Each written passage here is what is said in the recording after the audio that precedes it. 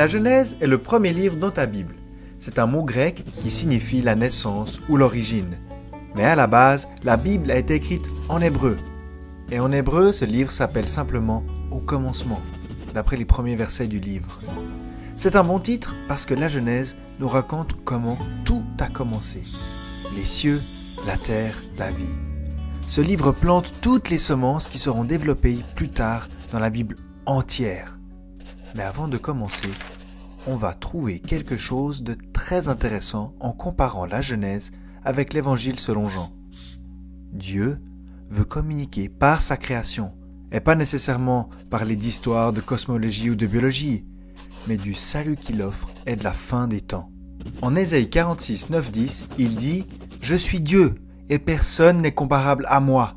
Je révèle dès le début ce qui doit arriver, et longtemps à l'avance ce qui n'est pas encore mis en œuvre. » Amos 3, 7 dit « Le Seigneur, l'Éternel, ne fait rien sans avoir révélé son secret à ses serviteurs, les prophètes. » Par exemple, parlons des 3 premiers versets du livre dont 2 Corinthiens 4 fait allusion et qui nous montre qu'il parle clairement de la rédemption des pécheurs.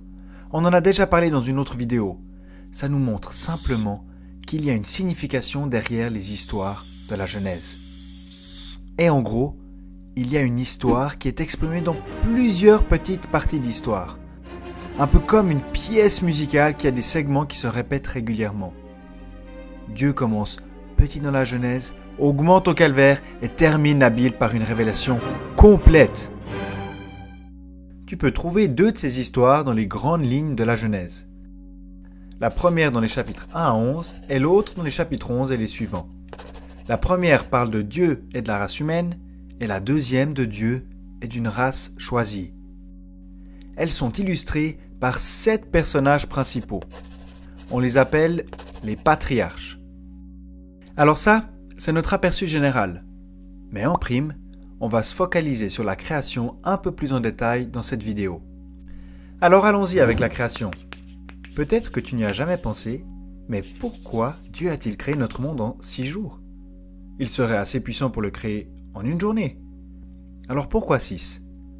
Parce qu'il veut nous communiquer quelque chose. Il veut raconter une histoire. Tu peux déjà le voir dans l'ordre de la création. Ce n'est pas aléatoire. Il y a une signification derrière tout ça. Dans la création, Dieu veut avant tout glorifier son Fils, en nous parlant de sa venue sur la terre comme une lumière dans le monde, de sa mort entre le ciel et la terre dans des eaux profondes. C'est d'ailleurs le seul jour que Dieu ne mentionne pas comme bon. De sa résurrection, après 3 jours en tant que prémisse, et de sa position dans les cieux avec tous ceux qui ont été ressuscités avec lui.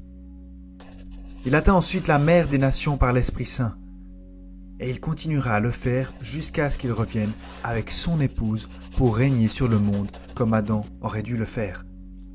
Maintenant, considérons rapidement la manière dont la création parle de Christ dans l'histoire humaine. On a assigné chaque jour à une période de 1000 ans et nous regardons l'événement prédominant durant cette période.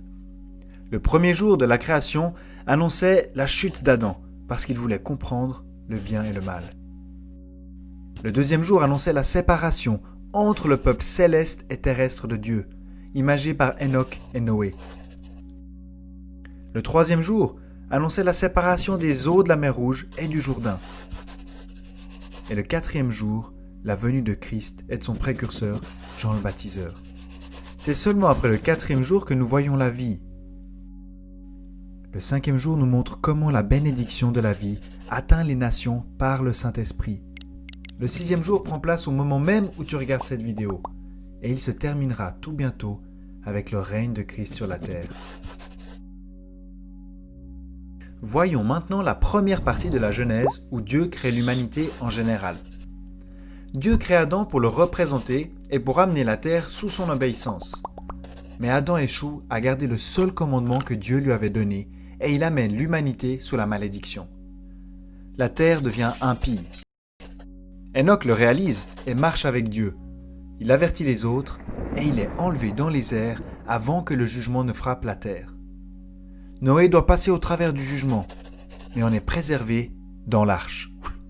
La deuxième partie de la Genèse montre la manière dont Dieu élit un peuple des nations, la racine d'Abraham. Abraham reçoit ses promesses par la foi. Mais Isaac se soucie plus des plaisirs éphémères et a failli détruire le plan de Dieu. Jacob sauve ses promesses, mais par ses propres efforts, et il doit apprendre à compter sur Dieu.